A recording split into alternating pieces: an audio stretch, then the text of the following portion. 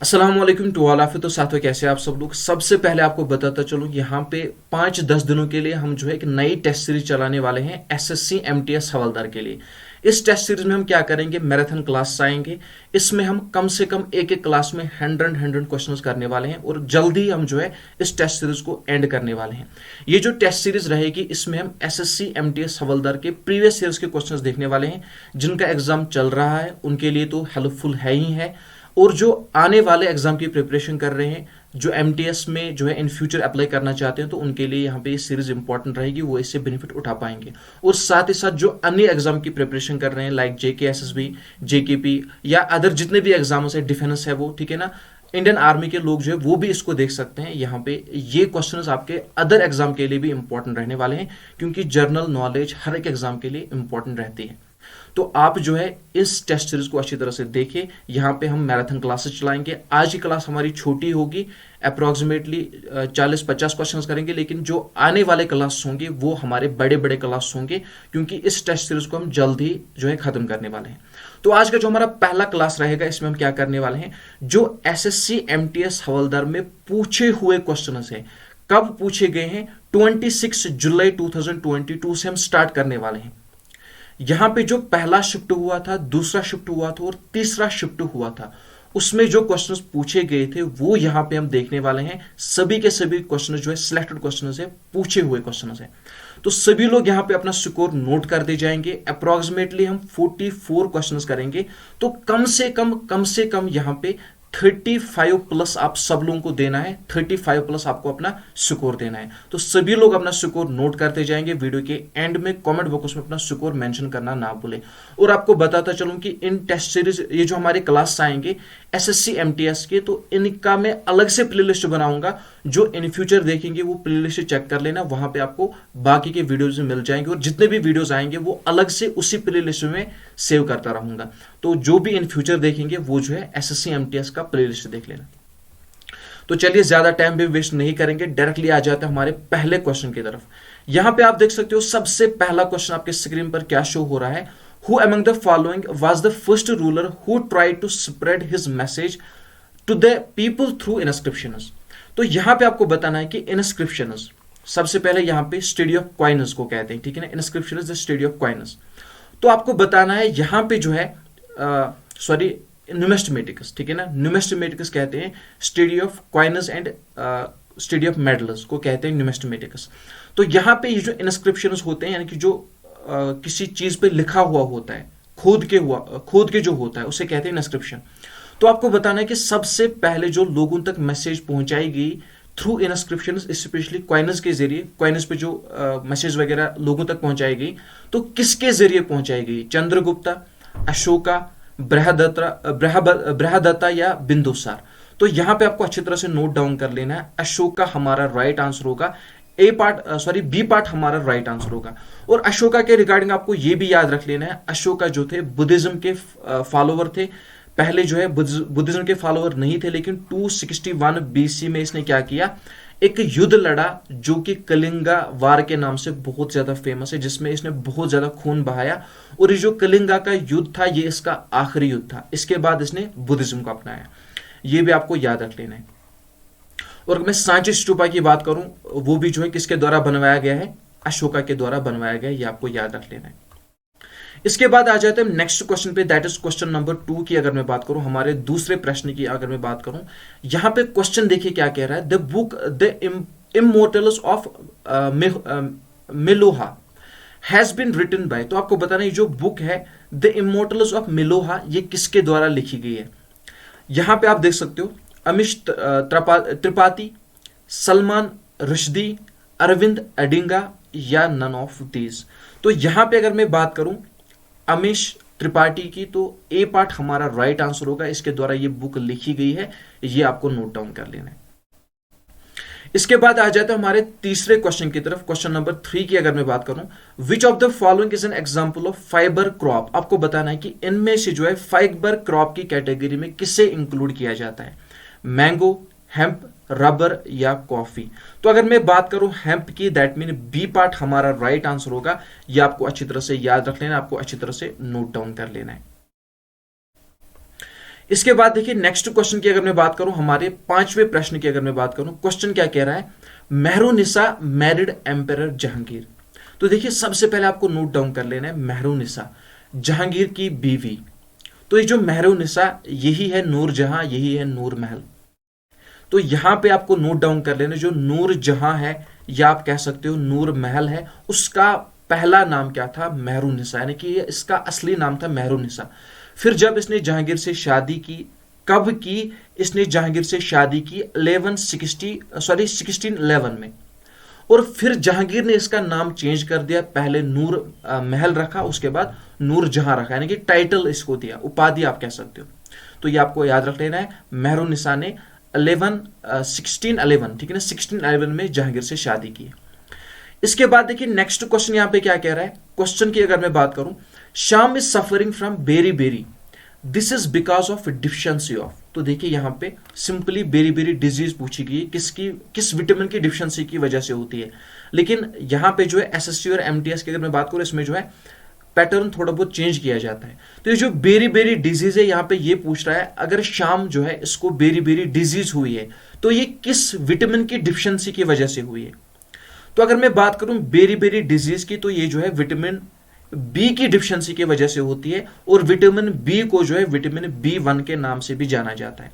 Vitamin C की अगर मैं बात करूं, इसे एस्कॉर्बिक एसिड के नाम से भी जाना जाता है, और इसकी डिफिशियंसी की वजह से जो है क्या कहते हैं, सिकरवी डिजीज होती है। विटामिन ए की अगर मैं बात करूं, इसकी डिफिशियंसी की वजह से नाइट ब्लाइंडनेस होती है, ये आपको याद रख लेना। और विटामिन के की अगर मैं बात करूं, it's related to blood clotting, ये भी आपको याद रख लेना है, आपको नोट डाउन कर लेना है। इसके बाद आ जाते हैं हमारे सातवें प्रश्न की तरफ, that is question number 7, which of the following instrument is Ustad Zakir Hussain primarily associated with. Simply आपको बताना है, जो उस्ताद जाकिर हुसैन है, इनमें से इसका संबंध किस इंस्ट्रूमेंट के साथ है, हारमोनियम, तबला, संतूर या फ्लूट। तो अगर मैं बात करूं तबला की, तो बी पार्ट हमारा राइट आंसर होगा, ये आपको अच्छी तरह से याद रख लेना है, आपको अच्छी तरह से नोट डाउन कर लेना है, इंपॉर्टेंट प्रश्न है, सभी के सभी इंपॉर्टेंट प्रश्न है। इसके बाद देखिए next question, which of the following state has the highest sex ratio in India according to the census 2021।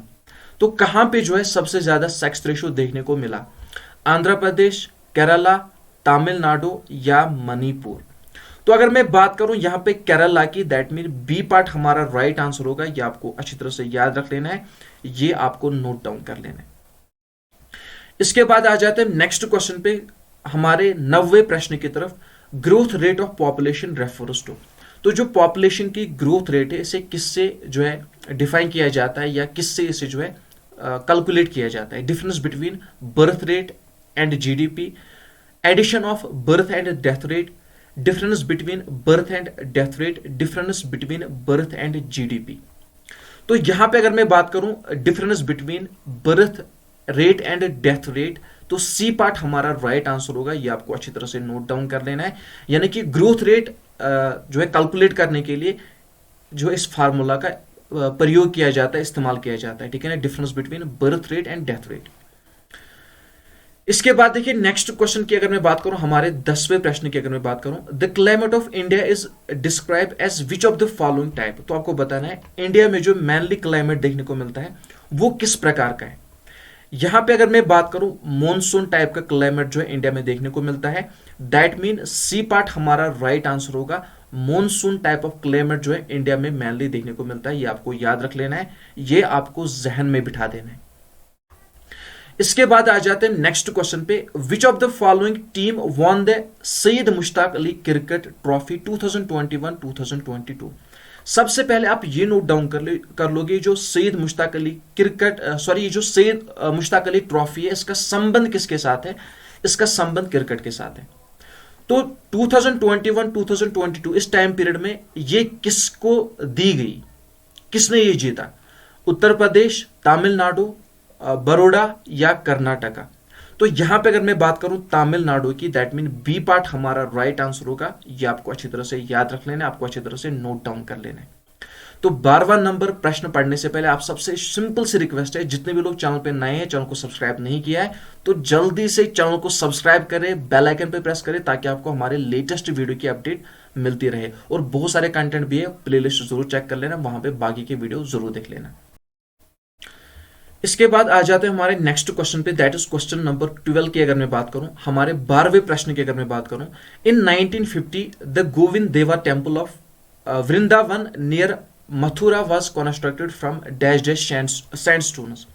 सबसे पहले आप ये नोट डाउन कर लोगे, ये जो गोविंद देवा टेम्पल है इसकी लोकेशन कहाँ है, वृंदावन नियर मथुरा, ये सबसे पहला पॉइंट है। उसके बाद यहां पे जो है इसकी कंस्ट्रक्शन कब हुई है, 1950 में, ये भी आप याद रखोगे। और ये जो सैंड स्टोन्स इसमें इस्तेमाल किए गए हैं वो किस कलर के हैं, येलो, ब्लैक, व्हाइट या रेड।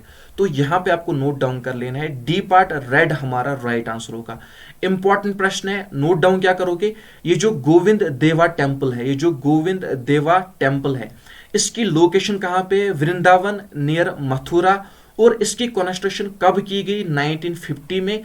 और ये जो है सैंड स्टोन से बनाया गया है, लेकिन रेड सैंड स्टोन से बनाया गया है, ये भी याद रखोगे, ये भी नोट डाउन करोगे। इसके बाद आ जाते हैं हम 13वें प्रश्न की तरफ, विच of the following dance form of India is associated with Rajasthan. तो आपको बताना है कि इनमें से वो कौन सी डांस फॉर्म है जिसका संबंध किसके साथ है, राजस्थान के साथ है। कलबेला, कथक, भरतनाट्यम या ओडिशी। तो यहां पे अगर मैं बात करूं कलबेला की, तो ये जो डांस फॉर्म है राजस्थान के साथ इसका संबंध है, ये आपको याद रख लेना है, आपको नोट डाउन कर लेना है। अब बारी है आपके होमवर्क की, आपको मुझे बताना है कथक जो है कहां का फोक डांस है या कहां का डांस है, भरतनाट्यम और ओडिशा, ये आप मुझे बताओगे कमेंट बॉक्स में, ये आपके लिए होमवर्क है। इसके बाद आ जाते हैं नेक्स्ट क्वेश्चन पे, that is question number 14। Sameer wants to contest Lok Sabha election in India, at what age can he do that. तो देखिए समीर यहां पे आ गया, इसका दिल मचल रहा है कि मैं भी लोकसभा के इलेक्शन में खड़ा हो जाऊं, वहां पे पार्टिसिपेट करूं। तो आपको बताना है कि ये जो है इसकी जो एज होनी चाहिए वो कितनी होनी चाहिए। लोकसभा जिसे कि लोअर हाउस के नाम से भी जाना जाता है, नोट डाउन कर लो, इंपॉर्टेंट प्रश्न है। लोकसभा की अगर मैं बात करूं, इसे जो है लोअर हाउस के नाम से भी जाना जाता है, और इसे जो है हाउस ऑफ द पीपल के नाम से भी जाना जाता है। और अगर मैं लोकसभा की बात करूं यहां पे, और देखिए राज्यसभा की अगर मैं बात करूं, राज्यसभा को अपर हाउस के नाम से भी जाना जाता है, और राज्यसभा को जो है काउंसिल ऑफ स्टेट्स के नाम से भी जाना जाता है। और यहां पे बात हो रही है लोकसभा की, तो जो लोकसभा इलेक्शन लड़ने के लिए जो एज होनी चाहिए वो होनी चाहिए 30 वर्ष, ठीक है ना। 30 ईयर्स नहीं, 30 ईयर्स राज्यसभा के लिए, सॉरी, वो एज होनी चाहिए 25 ईयर्स। लोकसभा इलेक्शन लड़ने के लिए जो एज होनी चाहिए वो होनी चाहिए 25 ईयर्स, और जो एज होनी चाहिए राज्यसभा इलेक्शन लड़ने के लिए वो होनी चाहिए 30 ईयर्स। और अगर मैं बात करूं वोटिंग एज, तो वो होती है 18 ईयर्स। पहले वोटिंग एज 21 ईयर्स थी, फिर उसको हटाकर 18 ईयर्स रखा गया। और अगर मैं बात करूं पंचायत इलेक्शन लड़ने के लिए एज होनी चाहिए 21 ईयर्स। ये पॉइंट आप याद रखोगे, आप नोट डाउन कर लोगे। इस वक्त हमारा राइट आंसर क्या होगा, 25 ईयर्स लोकसभा इलेक्शन लड़ने के लिए एज होनी चाहिए। इसके बाद देखिए नेक्स्ट क्वेश्चन हमारा 15वां question, athlete's foot is a disease caused by. तो ये जो डिजीज है किसकी वजह से होती है, क्या ये वायरस डिजीज है, वायरस की वजह से होती है, इसका कारण क्या है, काज क्या है, बैक्टीरिया, जेनेटिक डिसऑर्डर या फंगी। तो यहां पे अगर मैं डी पार्ट की बात करूं तो डी पार्ट हमारा राइट आंसर होगा, ये आपको याद रख लेना है, ये आपको नोट डाउन कर लेना है। इसके बाद आ जाते हैं नेक्स्ट क्वेश्चन पे, which article of Indian constitution provide freedom to manage religious affairs. तो आपको बताना है किस आर्टिकल के तहत जो है एक सिटीजन को ये पावर मिलता है, ये अथॉरिटी मिलता है कि वो अपने रिलीजियस अफेयर्स को मैनेज कर सकता है। किस आर्टिकल के तहत, आर्टिकल 21, आर्टिकल 26, आर्टिकल 32 या नन ऑफ दीज। तो अगर मैं आर्टिकल 26 की बात करूं तो ये आपको याद रख लेना है, आर्टिकल 26 का राइट आंसर होगा। और आर्टिकल 32 की अगर मैं बात करूं, इसे जो है heart and soul of the Indian constitution के नाम से भी जाना जाता है, ये भी आपको नोट डाउन कर लेना है। शायद आर्टिकल 32 ये चेक कर लेना एक बार फिर भी। इसके बाद देखिए नेक्स्ट क्वेश्चन की अगर मैं बात करूं, question number 17, who among the following was crowned miss universe 2021। तो चलिए बताइए ये जो टाइटल दिया गया किसको दिया गया, मिस यूनिवर्स 2021 का। अब आप ये भी नोट डाउन कर लेना 2022 का किसे मिला है, ठीक है ना। अगर मैं यहाँ पे बात करूं, सबसे पहला ही हमारा आता है हरनाज सिंधु, नहीं हरनाज, हाँ हरनाज सिंधु को ही मिला है। हरनाज सिंधु, ए पार्ट हमारा राइट आंसर होगा। मिस यूनिवर्स 2021 का टाइटल इसे मिला है। इसके बाद देखिए क्वेश्चन नंबर 18 की अगर मैं बात करूं, हमारे 18वें प्रश्न की अगर मैं बात करूं, when Alivardi Khan died in 1756 dash become the nawab of Bengal. तो देखिए सबसे पहले यहाँ पे जब मुगल शासन था, लास्ट रूलर औरंगजेब, ठीक है ना, तो उसके डेथ के बाद यहाँ पे जब ब्रिटिशर्स आए तो फिर जो है नवाब जो है नवाब बंगाल, उस समय बंगाल बिहार उड़ीसा एक ही था। तो सबसे पहले यहाँ पे जो है मुर्शिद कुली खान, इसे क्या बना दिया गया, इसे जो है नवाब बंगाल बना दिया गया। उसके बाद यहां पे क्या हुआ, उसके बाद यहां पे जो है अलविदा खान को बना दिया गया, और अलविदा खान की डेथ हो जाती है 1756 में। उसके बाद सिराजुद्दौला, उसके बाद कौन आते हैं, उसके बाद सिराजुद्दौला आते हैं, ठीक है ना। लेकिन सिराजुद्दौला से भी पहले कौन आते हैं, वो आते हैं अलविदा खान। समझ रहे हो ना, कंफ्यूजन में नहीं आना है। जब यहां पे सबसे पहले यहां पे आपको नोट डाउन कर लेना है, पहले जो नवाब बंगाल बना दिए गए वो बना दिए गए मुर्शिद कुली खान। मुर्शिद कुली खान के बाद अलविदा खान बना दिए गए। फिर जब डेथ होती है अलविदा खान की, फिर बना दिया गया सिराजुद्दौला। सिराजुद्दौला के बाद मीर जाफर को बना दिया गया, फिर मीर कासिम, फिर दोबारा से मीर जाफर, फिर दोबारा से मीर कासिम। नोट डाउन कर लेना, याद कर रख लिया ना। अब यहां पे आपका राइट ऑप्शन क्या बनता है, अलविदा खान के बाद कौन बना नवाब बंगाल, वो बने सिराजुद्दौला। ए पार्ट हमारा राइट आंसर होगा, ए पार्ट आपको याद रख लेना है, ए पार्ट इसका सही आंसर होगा। इसके बाद देखिए नेक्स्ट क्वेश्चन अगर मैं बात करूं 19वें प्रश्न की, विच of the following is a rabi crop. आपको बताना है कि रबी क्रॉप इनमें से कौन सा है, ग्राउंडनट, मेज, पैडी या ग्राम। तो अगर मैं ग्राम की बात करूं, इसे जो है रबी क्रॉप की कैटेगरी में इंक्लूड किया जाता है, ये आपको नोट डाउन कर लेना है। इस क्वेश्चन में कंफ्यूजन है, देखो कोई बात नहीं, क्लियर कर देता हूं मैं, क्लियर कर देता हूं मैं, कंफ्यूजन नहीं रखना है, कंफ्यूजन नहीं रखना है। मैंने आपको क्या कहा, देखिए अगर मैं बात करूं, जब यहां पे ब्रिटिश का शासन आया तो यहां पे जो नवाब बंगाल बना दिए गए, उस समय बंगाल बिहार उड़ीसा एक ही था। तो पहले यहां पे मुर्शिद कुली खान थे, मुर्शिद कुली के बाद यहां पे अलविदा खान आए, अलविदा खान के बाद यहां पे सिराजुद्दौला आए, सिराजुद्दौला के बाद मीर जाफर, और मीर जाफर के बाद मीर कासिम, फिर दोबारा से मीर जाफर, इसी तरह से फिर यहां पे इन दोनों को हटा दिया गया पद से, फिर दोबारा इनको ला दिया गया। क्लियर हो गया ना। चलिए इसके बाद आ जाते हैं हम 20वें प्रश्न की तरफ, that is question number 20। Which of the following is popularly known as Punjab Kesari. तो यहां पे पंजाब केसरी के नाम से किसे जाना जाता है, बाल गंगाधर तिलक, लाला लाजपत राय, दादा भाई नेहरूजी या none of these. Punjab Kesari या आप कह सकते हो लायन ऑफ पंजाब, ठीक है ना। तो किसे जाना जाता है, लाला लाजपत राय को। दैट मीन बी पार्ट हमारा राइट आंसर होगा। ये आपको अच्छी तरह से याद रख लेना है, आपको अच्छी तरह से नोट डाउन कर लेना है। इसके बाद देखिए 21वां प्रश्न, how many types of igneous rocks are there. तो इग्निशियस रॉक्स के टाइप्स आपसे पूछे गए, ज्योग्राफी से क्वेश्चन लिया गया है, 4, 6, 2 या 5।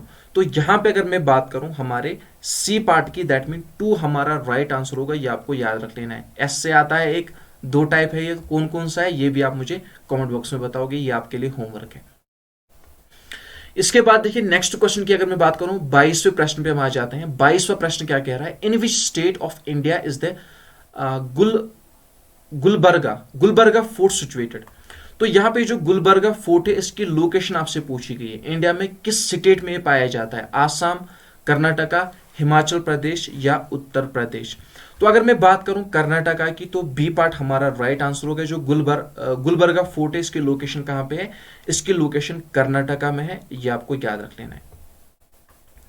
इसके बाद आ जाते हैं नेक्स्ट क्वेश्चन पे, दैट इज क्वेश्चन नंबर 23 की अगर मैं बात करूं, विच of the following is broadly divided into western Ghats and eastern Ghats. तो सिंपल सा क्वेश्चन है, सिंपल सा फंडा है। दक्कन प्लेटू की अगर मैं बात करूं, इसी के जो है 2 टाइप्स आप कह सकते हो, एक तो है वेस्टर्न घाट्स और दूसरा है ईस्टर्न घाट्स। तो डी पार्ट हमारा राइट आंसर होगा। ये भी जो है जियो से क्वेश्चन आया है, तो 2 क्वेश्चन यहाँ पे जियो के आप देख सकते हो किस प्रकार के पूछे गए हैं। इसके बाद देखिए next question, which constitution amendment act included fundamental duties in the constitution in the Indian constitution. देखिए यहाँ पे बात हो रही है फंडामेंटल ड्यूटीज की। मैंने कम्युनिटी टैब में एक जो है पोल डाला था, जहां पे मैंने क्वेश्चन डाला था, ओरिजिनली जो फंडामेंटल ड्यूटीज है वो कितनी थी, यानी कि पहले जो फंडामेंटल ड्यूटीज थी वो कितनी थी। सब लोगों ने वहां पे आंसर किया था दो, ठीक है ना। उस पोल में मुझे 2000 वोट्स मिले थे और उन 2000 लोगों में से सभी लोगों ने क्या किया था, 7 को मार्क किया था, सभी लोगों ने गलत किया था। ये फंडामेंटल ड्यूटीज है। फंडामेंटल ड्यूटीज अलग है, फंडामेंटल राइट्स अलग है। फंडामेंटल राइट्स की अगर मैं बात करूं, पहले ओरिजिनली जो फंडामेंटल राइट्स थे वो 7 थे, फिर एक को हटा दिया गया, राइट टू प्रॉपर्टी को हटा दिया गया। फिर जो है प्रेजेंटली अगर मैं बात करूं, फंडामेंटल राइट्स जो है 6 हैं। लेकिन फंडामेंटल ड्यूटीज की अगर मैं बात करूं, ओरिजिनली जो है फंडामेंटल ड्यूटीज 11 थी, फिर एक को हटा दिया गया। फंडामेंटल ड्यूटीज की अगर मैं बात करूं, 10 फंडामेंटल ड्यूटीज जो है देखने को मिलते हैं, ये आपको नोट डाउन कर लेना है। लेकिन यहां पे आपको बताना है जो फंडामेंटल ड्यूटीज इंडियन कॉन्स्टिट्यूशन में ऐड की गई, इंसर्ट की गई, ये किस अमेंडमेंट के तहत जो है इंडियन कॉन्स्टिट्यूशन में लाई गई, कौन fundamental duties, 32nd, 42nd, 22nd या नन ऑफ दीज। तो अगर मैं 42nd की बात करूं, दैट मीन 42 अमेंडमेंट की बात करूं, तो उसके द्वारा जो है फंडामेंटल ड्यूटीज जो है कॉन्स्टिट्यूशन में ऐड की गई, ये आपको नोट डाउन कर लेना है। और भी बहुत कुछ ऐड किया गया है, लेकिन यहां पे बात हो रही है फंडामेंटल ड्यूटीज की। इसके बाद देखिए, अगर मैं नेक्स्ट क्वेश्चन की बात करूं, Sivana Narayan is associated with which classical dance of India. तो चलिए बताइए इसका संबंध किस क्लासिकल डांस के साथ है। नाम क्या पूछा गया है, शोभा नारायण। कथक, मोहिनीअट्टम, सत्रिया या भारतनाट्यम। तो अगर मैं कथक की बात करूं, इसका संबंध किसके साथ है, कथक के साथ है। दैट मीन ए पार्ट हमारा राइट आंसर होगा, ये आपको याद रख लेना है, आपको नोट डाउन कर लेना है। इसके बाद देखिए 26वें प्रश्न की अगर मैं बात करूं, question number 26, in which state of India Mahotsav festival is celebrated every year. तो अगर मैं महोत्सव फेस्टिवल की बात करूं, ये कहां पे सेलिब्रेट किया जाता है। तो ये जो महोत्सव फेस्टिवल है, इसे सेलिब्रेट किया जाता है नागालैंड में। तो हर साल इसे सेलिब्रेट किया जाता है कहां पे, नागालैंड में। महोत्सव जो फेस्टिवल है, इसका संबंध किसके साथ है, नागालैंड के साथ है। इसके बाद देखिए नेक्स्ट क्वेश्चन की अगर मैं बात करूं, क्वेश्चन नंबर 27, यहां पे आप देख सकते हो पेन थोड़ा बहुत काम नहीं कर रहा है, हाँ चल गया। तो चलिए अगर मैं यहां पे बात करूं क्वेश्चन नंबर 27 की, dash is used to get rid of indigestion. तो देखिए इंडाइजेशन आप सिंपली कह सकते हो कि इसके ट्रीटमेंट में क्या इस्तेमाल में लाया जाता है, एंटीसेप्टिक, एनाल्जेसिक, एंटी एसिड या एंटीबायोटिक। तो देखिए ये जो क्वेश्चन है ना, ये जो इससे पहले भर्ती हुई थी बॉर्डर बटालियन की, मून बटालियन की नहीं, जो उससे पहले हुई थी आई थिंक 2015 में, आज से 4-5 साल पहले, किसकी, जेकेपी की। तो उसमें ये क्वेश्चन पूछा गया था, इंडाइजेशन के लिए कौन सा ट्रीटमेंट यूज किया जाता है। तो यहाँ पे एंटी एसिड आपको याद रख लेना है। तो सी पार्ट हमारा राइट आंसर होगा, ये आपको नोट डाउन कर लेना है। इसके बाद देखिए नेक्स्ट क्वेश्चन की अगर मैं बात करूं, ये क्वेश्चन यहाँ पे कमेंट में आपके लिए, ठीक है ना। चलिए इसका आंसर आप खुद करोगे। तो क्वेश्चन क्या है, which of the following term is associated with hockey. इनमें से वो कौन सी टर्म है जिसका संबंध हॉकी के साथ है, फिक, स्कोप, रन आउट या हिट। तो चलिए ये क्वेश्चन आपके लिए, बाद में आराम से कमेंट बॉक्स में इसका आंसर कर देना। इसके बाद आ जाते हैं नेक्स्ट क्वेश्चन पे, that is question number 29, the SI unit of work. तो चलिए बताइए वर्क का एसआई यूनिट आपसे पूछा गया, हर्ट्स, पास्कल, जूल या डेसिबल। तो अगर मैं जूल की बात करूं, तो ये किसका एसआई यूनिट है, ये वर्क का एसआई यूनिट है। सी पार्ट इसका राइट आंसर होगा, ये आपको नोट डाउन कर लेना है, ये आपको अच्छी तरह से जहन में रख लेना है। Waiting for a visa is a 20 page autobiography written by. तो देखिए अगर मैं बात करूं वेटिंग फॉर ए वीजा, इसके रिगार्डिंग 2 क्वेश्चन बन सकते हैं। या आपसे यह पूछा जा सकता है कि ये जो वेटिंग फॉर ए वीजा है, इसमें कितने पेजेस हैं। इंपॉर्टेंट प्रश्न है, ये आप नोट डाउन करोगे।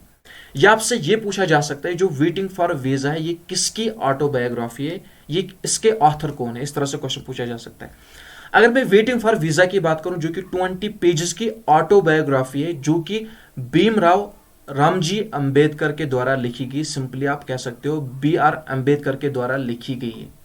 कौन, वेटिंग फॉर ए वीजा। तो ऑटोबायोग्राफी का मतलब क्या है, इसने खुद लिखी है। इसके बाद देखिए next question, question number 31, Harmandir Sahib is situated in which city of Punjab. तो देखिए आई थिंक इंडियन आर्मी की किसी न किसी शिफ्ट में ये क्वेश्चन पूछा गया था, जहां तक मुझे माइंड चेक कर रहा है, कहीं ना कहीं ये पूछा गया था रिसेंटली, जो अग्निवीर का ऑनलाइन एग्जाम हुआ था, किसी न किसी शिफ्ट में पूछा गया था, इसकी लोकेशन पूछी गई थी, हरमिंदर साहिब। तो अगर मैं हरमिंदर साहिब की बात करूं, इसकी लोकेशन कहां पे, दरअसल ये हरमिंदर साहिब जो है गोल्डन टेम्पल जो है उसी का दूसरा नाम है। तो इसकी लोकेशन कहां पे है, इसकी लोकेशन अमृतसर में है। सी पार्ट इसका राइट आंसर होगा, अमृतसर इसका राइट आंसर होगा। इसके बाद देखिए next question, question number 32, the deficiency of which vitamin cause pellagra. तो ये जो डिजीज है प्लेग्रा डिजीज किस विटामिन की डिफिशियंसी की वजह से होती है। अगर मैं बात करूं विटामिन B3 इसकी डिफिशियंसी की वजह से क्या होता है, प्लेग्रा डिजीज होती है। ये आप याद रखोगे, ये आप नोट डाउन करोगे। इसके बाद next question, what is the duration of football match in regular time. यानी कि जो नॉर्मली जो regular I mean to say that जो नॉर्मली जो मैच खेला जाता है उसकी ड्यूरेशन क्या है, कॉमन मैच जो खेला जाता है फुटबॉल का, उसकी ड्यूरेशन क्या है, वो कितने देर तक खेला जाता है, 90 मिनट्स, 60 मिनट्स, 30 मिनट्स या 80 मिनट्स। तो यहां पे आपको 90 मिनट्स याद रख लेना है, ए पार्ट इसका राइट आंसर होगा। ये आप नोट डाउन करोगे, ये आप याद रखोगे। इसके बाद देखिए नेक्स्ट क्वेश्चन, क्वेश्चन नंबर 34 की अगर मैं बात करूं, the Deccan festival is a 5-day festival which reflects the culture of the Deccan. The festival is associated with which state? तो सबसे पहले आप ये नोट डाउन कर लेना है, ये जो दक्कन फेस्टिवल है ये कितने दिन तक मनाया जाता है, 5 दिन तक ये मनाया जाता है। तो कहां पे ये मनाया जाता है, आंध्र प्रदेश में मनाया जाता है। सी पार्ट इसका राइट आंसर होगा। दक्कन फेस्टिवल के रिगार्डिंग आपको नोट डाउन क्या कर लेना है, दक्कन फेस्टिवल जो कि आंध्र प्रदेश में सेलिब्रेट किया जाता है, 5 दिन का ये फेस्टिवल होता है। ये आप याद रखोगे, आप नोट डाउन करोगे। इसके बाद देखिए 35 नंबर क्वेश्चन की अगर मैं बात करूं, 35वें number question, the constitution of India has given power to the supreme court to the issue certain writs. How many types of these writs are mentioned in the constitution. तो देखिए Ritz के बारे में आपने पढ़ा होगा, जिसने इंडियन कॉन्स्टिट्यूशन पढ़ी होगी उसने अच्छी तरह से रिट्स के बारे में पढ़ा होगा। दरअसल रिट्स होते क्या है, डायरेक्शंस होती हैं, ऑर्डर्स होते हैं। जब कभी क्या होता है, जब कभी आपके किसी भी, सपोज मान लीजिए आपके फंडामेंटल राइट्स हैं, 6 आपके फंडामेंटल राइट्स हैं, अगर उनमें से किसी ना किसी फंडामेंटल के साथ हल होता है या आपको जो है नाइंसाफी होती है आपके साथ, आपको जो आपका फंडामेंटल राइट जो है प्रोवाइड नहीं किया जाता है, तो आपके पास हक है कि आप डायरेक्टली सुप्रीम कोर्ट जा सकते हो। तो फिर क्या होता है, फिर वहां से जो है ऑर्डर्स इशू किए जाते हैं, रिट्स इशू किए जाते हैं, आप सिंपली कह सकते हो वार्निंग होती है, ठीक है ना। तो रिट्स जो है बेसिकली कितने प्रकार के होते हैं, रिट्स जो है बेसिकली 5 प्रकार के होते हैं। बी पार्ट इसका राइट आंसर होगा। तो ये आप देख लेना, एक बार इसका वीडियो देख लेना या गूगल सर्च कर लेना, रिट्स जो है ये क्या है, कितने टाइप से, कौन कौन से रिट्स हैं, ये आपके लिए इंपॉर्टेंट रह सकते हैं, महत्वपूर्ण रह सकता है। इसके बाद देखिए नेक्स्ट क्वेश्चन, क्वेश्चन नंबर 36 की अगर मैं बात करूं, what is the total number of period and group in the modern periodic table. तो चलिए बताइए मॉडर्न पीरियडिक टेबल में कितने पीरियड्स एंड ग्रुप्स हैं, ये आपको बताना है। यहां पे अगर मैं बात करूं हमारे बी पार्ट के, इसमें पीरियड 7 हैं और ग्रुप 18 है। तो एज पर ऑप्शन हमारा बी पार्ट राइट आंसर होगा। इसके बाद देखिए next question, which fundamental right was removed by the 44th constitution amendment act. तो चलिए बताइए, ये क्वेश्चन मैंने अभी अभी आपको बताया, अभी अभी आपके साथ डिस्कस किया। तो यहां पे आपको बताना है जो 44 अमेंडमेंट हुआ उसके तहत किस फंडामेंटल राइट को जो है रिमूव कर दिया गया। मैंने आपको पहले भी बताया जो फंडामेंटल राइट्स थे पहले 7 थे, फिर एक हटा दिया गया, राइट टू प्रॉपर्टी, यानी कि बी पार्ट हमारा राइट आंसर होगा। और ये किस फंडामेंटल के तहत रिमूव किया गया, ये किस अमेंडमेंट के तहत रिमूव किया गया, 44th अमेंडमेंट। ये भी आप नोट डाउन करोगे, ये भी आप याद रखोगे, आपके लिए महत्वपूर्ण रह सकता है, इंपॉर्टेंट रह सकता है। क्वेश्चन आपसे पूछा जा सकता है कि फंडामेंटल राइट्स टोटल कितने हैं, 6 हैं। पहले कितने फंडामेंटल राइट्स थे, 7 थे। ये भी पूछा जा सकता है जो फंडामेंटल राइट हटाया गया वो कौन सा था, राइट टू प्रॉपर्टी। या ये भी पूछा जा सकता है जो फंडामेंटल राइट हटा दिया गया, जो 7 फंडामेंटल राइट थे उनमें से एक फंडामेंटल राइट हटा दिया गया, राइट टू प्रॉपर्टी का, वो किस अमेंडमेंट के तहत हटा दिया गया। तो आप याद रखोगे 44th अमेंडमेंट, आपको अच्छी तरह से नोट डाउन कर लेना है। इसके बाद आ जाते हैं नेक्स्ट क्वेश्चन पे, दैट इज क्वेश्चन नंबर 38 की अगर मैं बात करूं, यहां पे आप देख सकते हो क्वेश्चन क्या कह रहा है, एज पर सेंसस 2011, तो 2011 की सेंसस की बात हो रही है, which of the following state of India has the highest population. तो किस इंडियन स्टेट में हाइस्ट पॉपुलेशन देखने को मिली एज पर सेंसस 2011?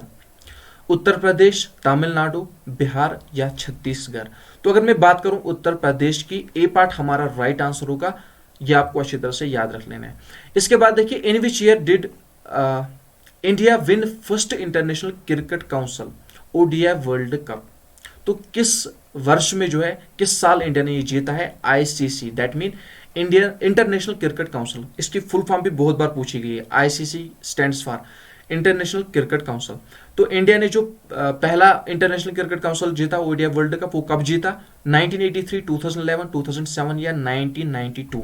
तो यहाँ पे 1983 ए पार्ट हमारा राइट आंसर होगा। ये आप अच्छी तरह से याद रखोगे, आप अच्छी तरह से नोट डाउन करोगे। इसके बाद देखिए, the revenue system of Mughal period during Akbar's period was called. तो मुगल शासन के दौरान, यानी कि स्पेशली अकबर के टाइम पीरियड के दौरान जो रेवेन्यू सिस्टम था उसे किस नाम से जाना जाता था? जब्त, इक्ता, चेहरा या नन ऑफ दीज। तो अगर मैं जब्त सिस्टम की बात करूं, जो रेवेन्यू सिस्टम हुआ करता था मुगल पीरियड का during the time period of Akbar, उसे किस नाम से जाना जाता था? जब्त सिस्टम के नाम से उसे जाना जाता था। इसके बाद देखिए, क्वेश्चन नंबर 41 हिस्ट्री से क्वेश्चन पूछा गया है, एंशिएंट हिस्ट्री से क्वेश्चन पूछा गया है। Which of the following is also known as new stone age in the civilisation of India, या इंडस वैली सिविलाइजेशन आप कह सकते हो। सबसे पहले ये नोट डाउन कर लेना, अगर मैं इंडस वैली सिविलाइजेशन की बात करूं, इंडस वैली सिविलाइजेशन को जो है ब्रोंज एज सिविलाइजेशन के नाम से भी जाना जाता है। और अगर मैं न्यू स्टोन एज की बात करूं, तो ये जो है न्यूलिथिक एज को जो है न्यू स्टोन एज भी कहते हैं, और पेलियोलिथिक को जो है ओल्ड स्टोन एज कहते हैं, और मेसोलिथिक को जो है मिडल स्टोन एज कहते हैं। ये भी आप याद रखोगे, ये भी आप नोट डाउन करोगे। तो इसके बाद यहां पे हम आ जाते हैं क्वेश्चन नंबर 42 पे। T cultivation is an example of which type of agriculture system. तो यहां पे आपको बताना, जो टी की कल्टीवेशन की जाती है वो किस एग्रीकल्चर की, जो एग्रीकल्चर सिस्टम की कैटेगरी होती है, किस कैटेगरी के अंडर आती है। तो यहां पे अगर मैं बात करूं, plantation agriculture, mixed agriculture, shifting agriculture या नन ऑफ दीज। तो ए पार्ट ही हमारा राइट आंसर होगा। ये जो है अंडर प्लांटेशन एग्रीकल्चर की कैटेगरी में आती है, तो ए पार्ट इसका राइट आंसर होगा। इसके बाद देखिए next question, who among the following British viceroy partitioned Bengal in 1905। तो सबसे पहले नोट डाउन कर लेना, बंगाल ऑफ जो बंगाल का पार्टीशन हुआ, इसका जो डेट है बहुत बार एग्जाम में पूछा गया, बहुत बार एग्जाम में पूछा गया है। अगर मैं बात करूं इसके डेट की, 1905 आपको नोट डाउन कर लेना है। किसका, सॉरी यहाँ पे छोटा सा इशू आ गया है, चलो कोई बात नहीं। देखिए क्वेश्चन मैंने क्या कहा था, यहाँ पे दोबारा से हो गया, पेन के साथ कोई इशू, कुछ इशू आ रहा है यहाँ पे, जस्ट वेट अ मिनट। यहाँ पे हम पहुंचे थे, ठीक है ना। तो मैंने आपको क्या कहा था, मैंने आपको ये कहा था जो पार्टीशन ऑफ बंगाल है, ठीक है ना, इसकी डेट मैंने आपको बताई थी, आप नोट डाउन कर लेना 1905। और लॉर्ड कर्जन, ठीक है ना, लॉर्ड कर्जन इसका संबंध इसी के साथ है, तो ये आप याद रखोगे। इसके बाद हम आए थे यहाँ पे क्वेश्चन नंबर 44 की अगर मैं बात करूँ, सईद अहमद खान या सर सईद अहमद खान आप कह सकते हो, founded Mohammedan Anglo oriental college, इसका फिर नाम चेंज कर दिया गया, ठीक है ना। तो यहाँ पे आपको बताना है कि ये कहाँ पे बनवाया गया। 1875 में ये बनवाया गया। कहाँ पे बनवाया गया? दिल्ली, लाहौर, अलीगढ़ या कलकत्ता। तो अलीगढ़ यहाँ पे आपको नोट डाउन कर लेना है, सी पार्ट इसका राइट आंसर होगा। फिर इसी का नाम चेंज कर दिया गया, अलीगढ़ मुस्लिम यूनिवर्सिटी रख दिया गया। ये भी आप याद रखोगे, महत्वपूर्ण प्रश्न है, इंपॉर्टेंट प्रश्न है। तो इसी के साथ हमारी पूरी क्लास एंड होती है। ये थी आज की हमारी सीरीज। आई होप कि आपको वीडियो पसंद आया होगा। वीडियो अगर पसंद आए, वीडियो को लाइक शेयर जरूर कर देना। चैनल पे जितने भी लोग नए हैं, चैनल को सब्सक्राइब करके जाना, साथ ही साथ बेल आइकन पे प्रेस करना, ताकि आपको हमारे हर एक लेटेस्ट वीडियो की अपडेट मिलती रहे, ठीक है ना। प्लेलिस्ट जरूर चेक कर लेना, वहां पे आपको अन्य वीडियो भी मिल जाएंगे, वहां से आप जो है अदर वीडियो से बेनिफिट उठा पाओगे। और यहाँ पे जो इन फ्यूचर इस वीडियो को देख रहे होंगे, उनसे मैं कहना चाहूंगा, इसके लिए अलग से मैं प्लेलिस्ट बना के रखूंगा SSCMTS क्लासेस के नाम से। तो आप देख लेना, वहां पे जितने भी वीडियो मैं बनाऊंगा, यहाँ पे मैं अपलोड करता रहूंगा, अपडेट करता रहूंगा, इसी प्लेलिस्ट में अलग से रखूंगा। तो वहां से आप इन फ्यूचर जो इन फ्यूचर में देख रहे होंगे, वहां से आप बाकी के सभी वीडियो देख पाओगे। और यहाँ पे जिनका एग्जाम होने वाला है, वो इनसे बेनिफिट उठा सकते हैं। और जो इन फ्यूचर एसएससी एमटीएस में अप्लाई करना चाहते हैं, उसकी प्रिपरेशन कर रहे हैं, वो इससे बेनिफिट उठा सकते हैं। और अन्य जितने भी एग्जाम हैं वो भी इससे देख लेना, जो अदर एग्जाम की प्रिपरेशन कर रहे हैं वो भी इन वीडियोस को देख लेना, क्योंकि जनरल नॉलेज के क्वेश्चंस आपके हर एक एग्जाम के लिए इंपॉर्टेंट होते हैं। इसलिए आप जो है इस सीरीज को भी अच्छी तरह से देख लेना। ये हमारी शॉर्ट ही सीरीज रहेगी, इसमें ज़्यादा हम एलॉबरेट नहीं करेंगे। जल्दी हम इसे कंप्लीट करेंगे। इसमें मैराथन क्लास आएंगे, कम से कम 100 क्वेश्चन हम पर क्लास करने वाले हैं। तो मिलते हैं नेक्स्ट वीडियो में, तब तक के लिए अपना ख्याल रखना, दुआ में याद रखना। अल्लाह हाफिज़, अस्सलाम वालेकुम वरहमतुल्लाहि वबरकातुहू।